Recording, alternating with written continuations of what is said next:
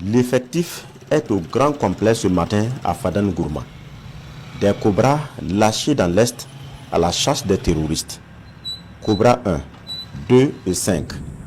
Le Cobra, c'est l'insigne des BIR, les bataillons d'intervention rapide. Ils ont le soutien d'une compagnie de marche et de l'artillerie, toutes issues du 34e RIA de Fada, le régiment interarmé. C'est l'opération Kiadima en Gourmanchema, sauvée en français. Kiadima est hybride. Elle est à la fois offensive et humanitaire. L'objectif est de desserrer l'étau autour des grands axes de la région. Alors dans le convoi, plusieurs centaines de tonnes de vivres à distribuer et des marchandises pour approvisionner des villes. Au moins 130 camions civils sont dans la rame. Sur tricycle et même sur moto, des populations coupées de leur localité profitent de l'occasion.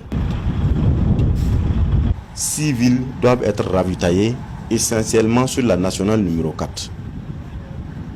La dernière est Partiaga dans la Tapua, à 465 km de Ouagadougou, sur l'itinéraire choisi. Le premier objectif, c'est Tangwalbougou, à 46 km de Fadane Gourma. Nous croisons à nouveau le chemin du capitaine Lyon à la tête du 5e BIR.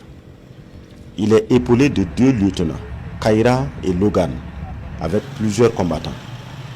Nous décidons de les appeler par leur nom de guerre. Le BIR 2 est conduit par les lieutenants Aigle et 77.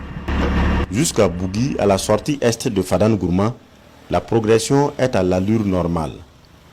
L'épreuve de la route démarre là. Une première escale de 2 heures pour fouiller les nids de poules devenus des nids de bombes artisanales prisés par les terroristes. C'est comme ça l'allure jusqu'au premier point chaud, Namounou. Quelques habitants sont encore sur place, la plupart ayant quitté depuis des mois. Et c'est ici le premier cauchemar du convoi. Ce véhicule ghanéen qui profite du convoi pour rallier le Niger s'embourbe juste à la hauteur du pont Namounou.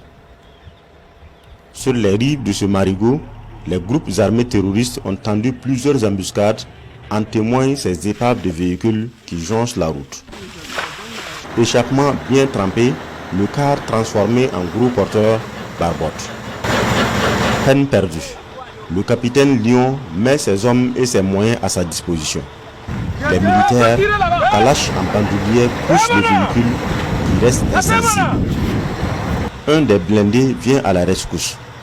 Après plusieurs tentatives de traction, le véhicule militaire échoue.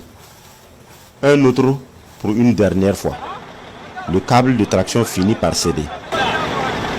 À l'intérieur du véhicule, du matériel lourd, blocs moteurs et pièces de moulin à minerai. Le choix est alors net. Il faut laisser ce véhicule sur le carreau et poursuivre la route. Le conducteur et ses apprentis embarquent dans un autre car.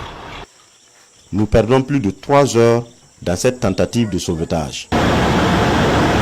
Depuis la tour de contrôle du 34e RIA, l'armée de l'air appuie les hommes au sol. 34 km de parcouru, il se fait déjà tard. Les menaces de mines et d'embuscades rendent impraticable la route la nuit. Le capitaine ordonne un bivouac. Un site est alors choisi et nous faisons la première nuit à la Belle Étoile en pleine brousse pour reprendre le sens de la marche le lendemain.